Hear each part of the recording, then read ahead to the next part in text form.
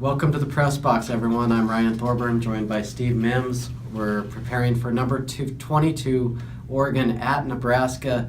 Steve, both these teams are 2-0. Both played a couple of opponents that they overwhelmed. Nationally, I'm not sure anyone knows if Oregon's any good, if Nebraska's any good.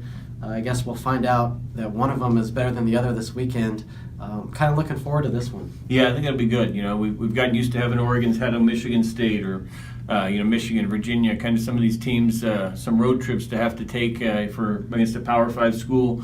We see it again this week against, you mentioned Nebraska's unranked. Who knows? Maybe they are one of the best 25 teams in the country. Oregon's ranked 22nd. Maybe they're higher, maybe they're not. But I think you're right. We'll at least had a gauge heading into Pac-12 that we didn't get from Virginia or UC Davis. In 2014, when the Nebraska job came open again, they decided to move on from Bo Pelini, who I believe averaged 9 wins a year. A lot of people thought maybe Scott Frost, at the height of his powers at Oregon, with Marcus winning the Heisman and everything, might be a candidate, star quarterback from Nebraska.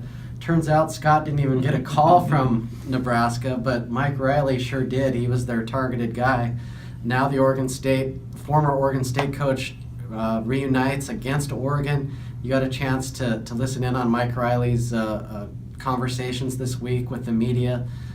Kind of a strange matchup for Markel Fritch and Riley to be back together again in Lincoln, Nebraska, of all places. Yeah, like you mentioned, and the Riley thing, not only surprising he got it, but it was one of those few hires that was never rumored. It was like Nebraska actually went under the radar and was able to get the news out first. But yeah, there's a lot of people in Nebraska who there was kind of an idea that Mike Riley maybe left Oregon State because he felt like he was tired of being kind of the little brother and being underfunded there, and went to Nebraska where you've got kind of everything you need. And so ironically, 2 years after leaving, he runs into the team that beat him his last 7 times there. And I think there is at least outside perception is that Mike Riley would sure like to get this one done, prove that he can beat Oregon when he's on a little bit more of a level playing field.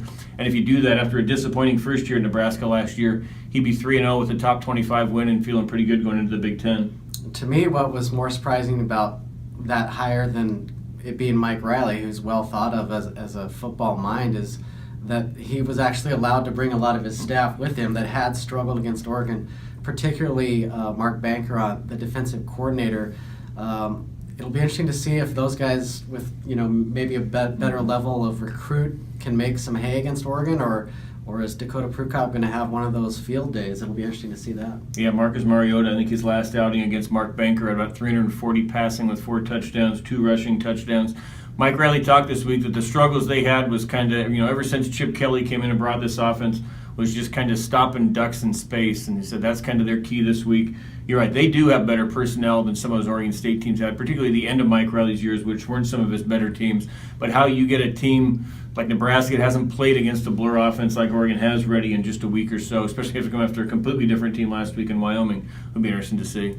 Another interesting stat about Nebraska, they've played Fresno State and Wyoming, obviously 2 teams that, were big underdogs, but Nebraska put it on them in the fourth quarter, outscoring those 2 by a combined 50-0. If this is a fourth quarter game, that could be really interesting. Yeah, because we haven't seen Oregon this year, obviously. They've been in the fourth quarter. It's been too close to get Justin Herbert in the game, as all the fans have complained about, but it has been 2-3 touchdown games. Yeah, we haven't seen Dakota Prukop, in a drive that he needs to go on the win. It would be fascinating to see, how him and this offense in their third game together would react if it was really a 2-minute offense where it was 2 minutes to win a game. The Huskers ran the ball almost exclusively against Fresno State, mostly passed it against Wyoming. It's like they're putting on all this stuff for Oregon to think about. Meanwhile, you have Brady Hoke, a former Big Ten head coach, trying to revamp Oregon's defense. It's a slow process. They're still struggling against the run. There are some things, that are positives. They're starting to sack the quarterback. They're starting to make some plays in the secondary, even with some backups. So kind of how do you see that matchup of Tommy Armstrong against Oregon's defense? Well, Mike Riley mentioned that they tried to run last week against Wyoming. He was just disappointed with how they were able to, so that's what led them to the pass. It wasn't, there may have been a thought that, hey, let's do something different to give Oregon, but the way that he was explaining it was they were just disappointed with the run last week. And he said the same thing with Brady Hoke. He doesn't know exactly what to expect from him. Interestingly, some of these Nebraska players played against him. They beat Michigan. I think it was 17-14, 2013. Snapped a 19-game home winning streak for Michigan that may have been the beginning at the end for Brady Hoke. But Mike Riley did make the point that he was used to going up against Oregon and Nick Aliotti's former 3-4, so he's had to adjust this week to a 4-3. Offensively, Oregon, as usual, pretty impressive. Dakota Prukop was sensational against Virginia, very poised in the pocket. Devin Allen making some deep plays. Add that with Darren Carrington, that's pretty impressive. Way to take the top off the defense, and obviously Royce Freeman is Royce Freeman. I see Oregon being able to score, in the low 40s in this game. Yeah, I do too. I guess I've just got in my head that Oregon versus a Mark Banker defense normally ends up with about 47. So I don't think this offense is a whole lot, different than anything they've seen before. Like you say, there might be some different personnel there. Just seems like it hasn't been something that they've been able to really slow down. Question is, can Brady Hoke keep Nebraska in the 30s? Because if this thing gets into the 40s and gets to a shootout, the team at home with the crowd behind them might have a little bit extra energy.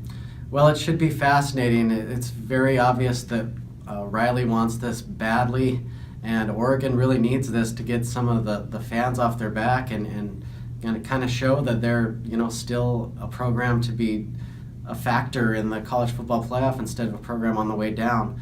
Anyway, we'll talk about it afterwards after we check things out at Memorial Stadium. Thanks for tuning in, and we'll talk to you next time.